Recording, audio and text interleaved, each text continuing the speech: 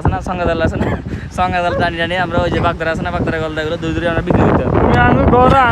ঘর তো এই সিস্টেম ছিল এই আঙ্গু ঘর এই নদী যখন জোয়ার আসতো আঙ্গু ঘরের ভিতরে ওদের হানি আসতো যখন জোয়ার আইতো তখন আঙ্গু ঘরের ভিতরে ডুবে যেত না এখানে প্রতিদিন নদীর পানি প্রতিদিন আমাদের ঘরে ঢুকতো আমরা দেখতাম আঙ্গু নদীর পানি আঙ্গু পুকুরের ভিতরে মাছটা না এখন কিছুক্ষণ লাভ দেখি যেহেতু পানি আসতে সুন্দর দেখা দিচ্ছে দেখেন সমস্যা নেই তবে এগুলো আমরা ছোটবেলা থেকে দেখে গিয়ে বড় হয়েছি মানে আপনাদের বাড়ি দূরের ভিতরে ছিল দূরের ভিতরে হ্যাঁ এরকম ধরেন দূরের ভিতরে ছিল কারণ আমরা ছোট থেকে বড় হয়েছি এগুলো দেখতে দেখতে আরে না আঙ্গু ঘর তো এমনি ছিল আমি কিন্তু আমরা বড় হয়েছি নদীর গুলো না অনেক সময় পানি আমরা বড় হয়েছি নদীর গুলো জোয়ার যখন উঠতো তখন জোয়ার পানি আমাদের ঘরের ভিতরে ঢুকতো এমনকি আঙ্গু পুকুরের মাছ যেগুলো আছে সাপ অনেক সময় ঢুকতো কিন্তু ঢুকে আবার বাইরে যেত এটা আমি প্রথম শুনছি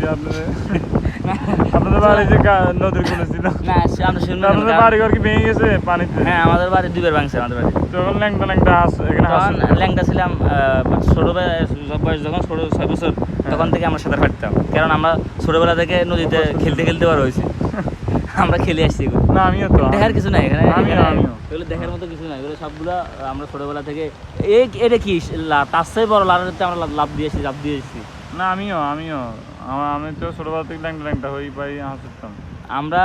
একদিন 4-5টা ফ্যান শেষ করতাম অনেক সময় ফ্যান শেষ করা লাগতো না ল্যাংটা হই সাঁতার কাটায় চলে আসতাম এখন সাঁতার কাটান না ওই যে জাহাজটা আছে এগুলা মানে যে মানুষের যে একটা আনন্দ উল্লাস আঁশ থাকে এগুলো উঠে গেছে ভাই এটা কোনো ব্যাপার না এটা এসে আরো বড় লাড়া উপরে দিয়ে আমার মাথার উপর দিয়ে আসলে আমি যেতে পারবো এটা কোনো ট্রেনিং আছে ট্রেনিং আছে আমরা বুঝলেন না অসাধারণ কিন্তু অসাধারণ তোমার